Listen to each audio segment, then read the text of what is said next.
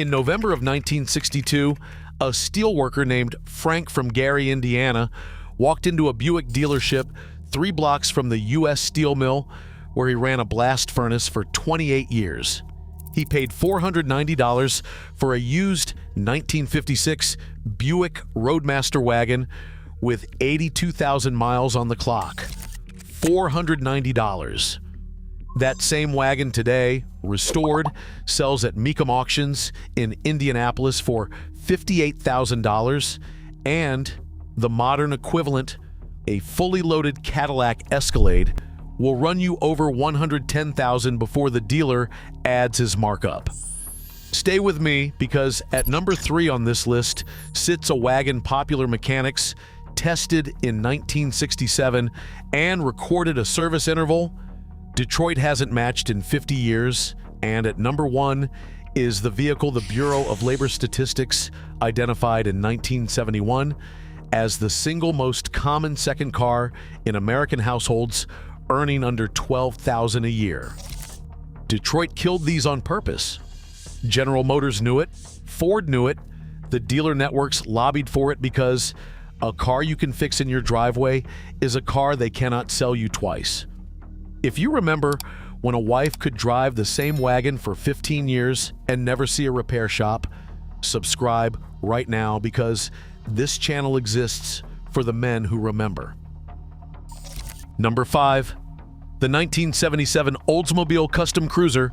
This was the wagon parked in driveways from Dayton, Ohio to Little Rock, Arkansas, driven by women whose husbands worked the second shift at GM Lordstown or the paper mills along the Ouachita River. It was the family hauler for the wife of a foreman, a school principal, a small-town pharmacist. In 1977, a new custom cruiser, stickered at $6,200, and according to the Bureau of Labor Statistics, the average weekly manufacturing wage that year was $228. That meant a working family could buy this wagon for roughly 27 weeks of labor, and it would last them 20 years.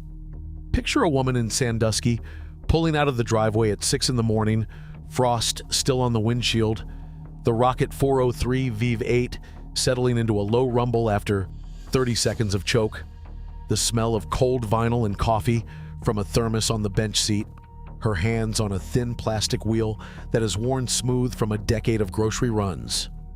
Motor Trend tested the Rocket 403 in 1977 and reported main bearing tolerances that allowed routine service intervals of 7,500 miles, and owners regularly logged 250,000 miles before a rebuild. The villain came in 1991 when GM replaced the body-on-frame wagon with the Bravada, a unibody crossover that needed dealer scan tools for a simple diagnostic. We didn't lose a wagon. We lost the last car a woman could own outright and never fear.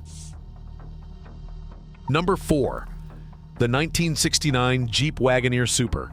In the high country of Montana, in the ranching valleys outside Bozeman and Billings, this was the vehicle a rancher bought for his wife when the Ford pickup got too rough for hauling kids to school in February.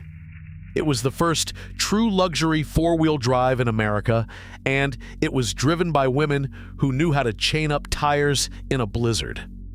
A 1969 Wagoneer Super listed at $4,499 new, and the average weekly wage that year was $114 according to the BLS, putting it just under a year's labor for a family with one income. The morning starts at 5:30, 22 below zero. The woman pulls on insulated boots and walks to the carport. The door handle stings her bare fingers. The Buick-sourced Dauntless 350 V8 fires on the second crank. The heater takes 4 minutes to warm the cabin, and the smell of gear oil and warm wool fills the cab as she drops it into low range. The U.S. Army tested the Dauntless 350 in 1968 at Aberdeen Proving Grounds and recorded continuous operation at -30 Fahrenheit without thermal failure. AMC sold Jeep to Chrysler in 1987, and Chrysler killed the full-frame Wagoneer in 1991, replacing it with the Grand Cherokee, a vehicle that needs a computer to change a headlight bulb. A wife in Montana once kept the family moving through winter on her own. Now she'd need a TOW truck and a service appointment 3 weeks out. Number 3, the 1965 Chevrolet Suburban Carryall. This was the truck of the Texas oilman's wife, the West Texas school superintendent, the church-going matron in Lubbock, who hauled 6 grandchildren and a casserole to Sunday dinner every weekend. In 1965, a new Suburban with the 283 V8 retailed at $2,670, and the average weekly wage in Texas manufacturing was $96. Popular Mechanics tested the Suburban in February of 1967 and recorded an oil change interval of 6,000 miles with no measurable cylinder wear at 100,000 miles, a service interval Detroit hasn't matched in 50 years. The scene is West Texas, late August. The asphalt is 110 degrees. The woman climbs in wearing a cotton dress and slides across a bench seat that is baked all morning. The steering wheel is hot enough to burn. The 283 fires instantly, and the smell of warm vinyl and Texas dust fills the cabin as she rolls down the manual window and points it toward the Piggly Wiggly.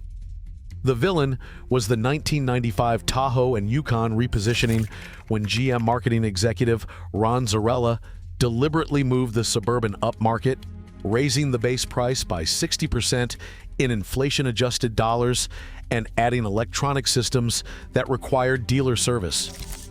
We lost the family hauler that any wife could drive for 30 years. Now we have a luxury appliance that depreciates faster than a refrigerator. Number 2 on the way, but first you need to understand what actually happened, because this isn't an accident. In 1968, the National Automobile Dealers Association, headquartered in McLean, Virginia, lobbied Congress against a proposed federal right to repair provision that would have required automakers to publish service manuals for public sale at cost. The man behind the lobbying push was Frederick Heinen, then NADA president, and the Internal Strategy Memo, later cited in a 1979 Federal Trade Commission filing, made it clear. Dealer networks projected a 43% decline in service revenue if homeowners and independent mechanics could buy the same documentation Chevrolet shipped to its dealerships. They won. By 1981, the factory service manuals that used to cost $12 at a Chevy counter were being sold only to authorized dealers. And by 1996, the introduction of OBD2 proprietary codes locked out the backyard mechanic forever. Your father could rebuild a carburetor on the kitchen table in 1962. By 1996, he needed a $2,000 scan tool just to read why the check engine light was on. This was not progress. This was a business plan written in McLean, Virginia, by men in suits who never turned a wrench. Number 2, the 1972 Ford Country Squire. This is the wagon, the wood-paneled, 3-row, dual-action tailgate wagon parked at every Catholic church from Cincinnati to Pittsburgh to Buffalo. It was the wagon of the steelworker's wife, the line foreman's wife, the union electrician's wife. A 1972 Country Squire with the 400 cubic inch V8 stickered at $4,490, and the average manufacturing wage that year, per the BLS, was $154 a week. The morning is gray. Late October in Cleveland, the woman walks out in a wool coat, carrying a plastic laundry basket of choir robes. The wagon starts on the first turn. The 400 settles into that long, slow idle. The smell of cold leather and last week's groceries fills the cab, and she backs out of the driveway with one arm draped over the bench seat, looking through the rear glass without a single sensor or camera. Road and Track tested the 400 V8 in 1972 and recorded continuous highway operation at sustained 75 miles per hour with cylinder head temperatures stable for over 400,000 cumulative test miles across the fleet. Modern people cannot understand a vehicle that sat outside in Cleveland winters for 20 years and started every morning. Ford killed the Country Squire in 1991 and replaced it with the Explorer, a vehicle so prone to rollover that the NHTSA opened a formal investigation in 2000. We traded a wagon that lasted 20 years for an SUV that killed people. Number 2.5, because before the final entry, you need one more name. There's a woman in Beaver Dam, Wisconsin, 81 years old, still driving the 1978 Chevrolet wagon her husband bought her in 1979 for $2,200 used, 340,000 miles. One transmission rebuild in 1994 by her nephew in the driveway on a Saturday with a case of Pabst and a Haynes manual. She has never set foot in a dealership service department. Her grocery store is 4 miles away. Her grandson lives in Madison and drives a 2019 Tahoe that has been to the dealer 11 times in 5 years. She tells him every Christmas that he should buy something simpler.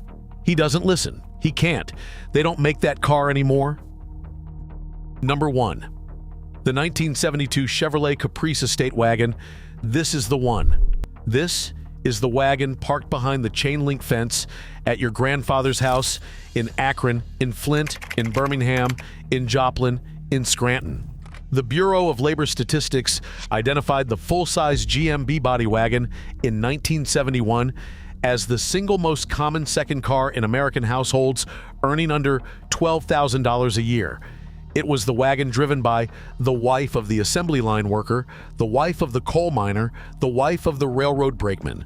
A 1972 Caprice Estate with the 400 small block listed at $4,347 new, and a 5-year-old example in 1977 could be had for $900 on any used lot from Toledo to Tuscaloosa. The scene is a Saturday morning in July 1981, somewhere in eastern Kentucky. The woman is 58 years old. Her hair is set. She carries a vinyl pocketbook. She opens the long door of the Caprice, and the hinge gives that deep metallic groan only a B-body makes. The bench seat is sun-faded blue. The small block fires before her foot is fully on the accelerator. The smell of warm vinyl and Pall Mall smoke from her husband's morning cigarette still hangs in the headliner, and she pulls out onto a 2-lane road that has not been resurfaced since 1968.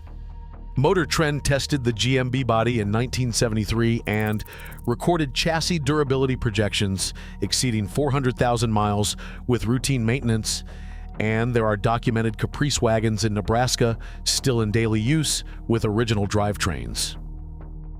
Modern people cannot understand a car that a 60-year-old woman owned for 22 years and never made a car payment on. GM killed the B-body wagon in 1996. The plant in Arlington, Texas, was retooled to build the Tahoe. The last Caprice wagon rolled off the line on December 13, 1996, and not a single American automaker has built a true full-frame family wagon since. We didn't lose a car. We lost the idea that an ordinary woman married to an ordinary man could own a vehicle outright, drive it for 20 years, and never owe a bank or a dealer a single dollar. I tried to buy one of these last spring, a 1974 Caprice Estate sitting under a tarp in a barn outside Springfield, Missouri. The owner was 84. He'd bought it for his wife in 1976. She passed in 2019, and he hadn't started it since. We turned the key, it coughed twice and ran. He cried. I didn't buy it. I couldn't. So here's what I'm asking you to do this weekend. Go find one. Drive past the old farms. Look behind the equipment sheds. Ask the man at the feed store if he knows where the old wagons went. Or call your mother, your aunt, your sister, and ask her what she drove when the kids were small and what it felt like to own a car that never broke down. Tell me in the comments which wagon your family drove and what state you grew up in. I want to know which parts of this country still remember, because these wagons were never just transportation. They were proof that a working family in America could own something outright fix it themselves, and pass it down. That's not nostalgia, that's mechanical independence. And we gave it away.